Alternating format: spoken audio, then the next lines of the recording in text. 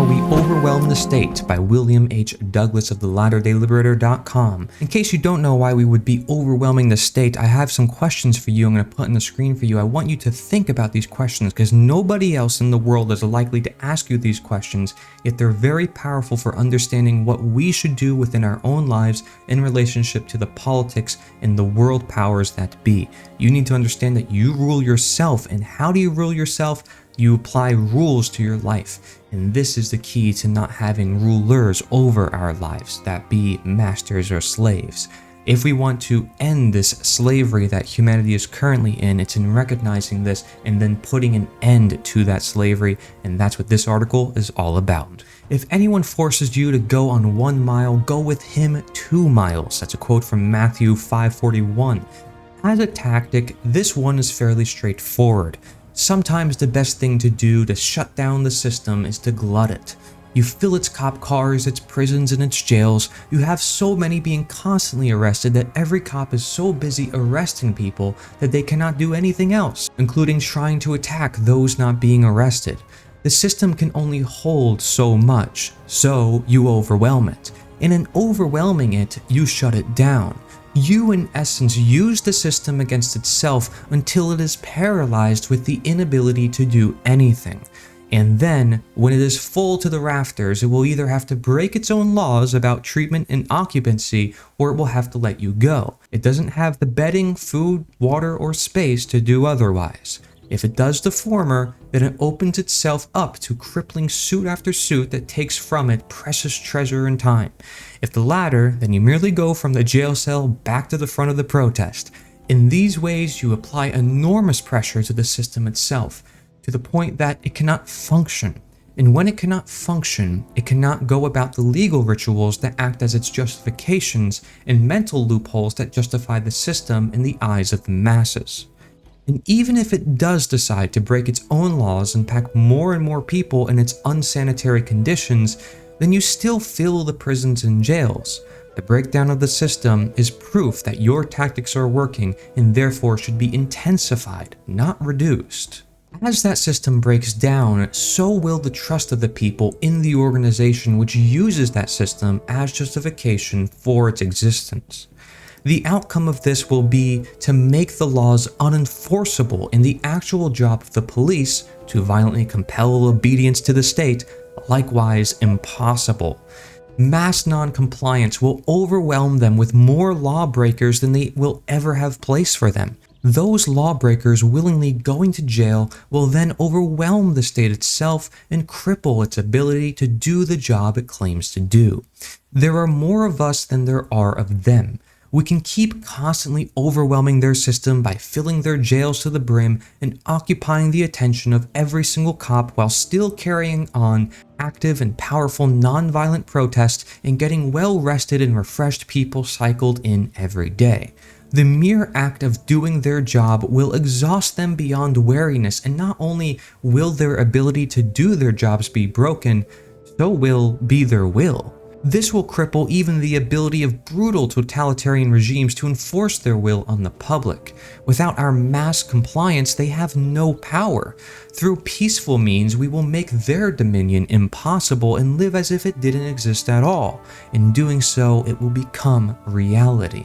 One of our favorite examples of this is Gandhi's Salt March of 1930. By 1930, salt production and distribution in India had long been a lucrative monopoly of the British. Through a series of laws, the Indian populace was prohibited from producing or selling salt independently, and instead, Indians were required to buy expensive, heavily taxed salt that often was imported. This affected the great majority of Indians who were poor and could not afford to buy it and yet still needed it to survive, especially in the hot and humid temperatures of India where people lose a lot of salt through sweat. On March 12th, Gandhi and several dozen followers set out on a march across part of India to the sea, where they announced they would openly break the law by harvesting salt for themselves. After each day's march, the group stopped in a different village along the route, where increasingly larger crowds would gather to hear Gandhi speak against the evils of the salt tax. Hundreds more would join the core group of followers as they made their way to the sea. On April 6th, Gandhi and his followers openly harvested salt from the ocean. For the next 2 months, Gandhi crisscrossed India, exhorting other Indians to break the salt laws by committing acts of civil disobedience. Thousands were arrested and imprisoned, including Gandhi himself in early May after he informed Lord Irwin, the British Viceroy of India, of his intention to march on the nearby Dharasana salt works. News of Gandhi's detention spurred tens of thousands more to join the campaign. The march on the salt works went ahead as planned on May 21st, and many of the 2,500 peaceful marchers were attacked and beaten by police. By the end of the year, some 60,000 people were in jail. After months of disruption, Lord Irwin finally released Gandhi in January 1931. Irwin began negotiating with Gandhi, asking him what it would take to end the campaign. The result of this was the Gandhi-Irwin Pact. Gandhi pledged to give up the resistance campaign, and Irwin agreed to release those who had been imprisoned during it and to allow Indians to make salt for domestic use. Gandhi had successfully forced the most powerful empire on the planet to not just sit down at the negotiating table with him, but to give in to his demands. All without violence. He did this by overwhelming the British state itself. It didn't have the money, the men, or the resources to compel obedience from the masses of India. And when faced with the organized resistance of a populace no longer terrorized into obedience through the fear of the power of the government, it had to give in. We can already anticipate counter-arguments to all I've said.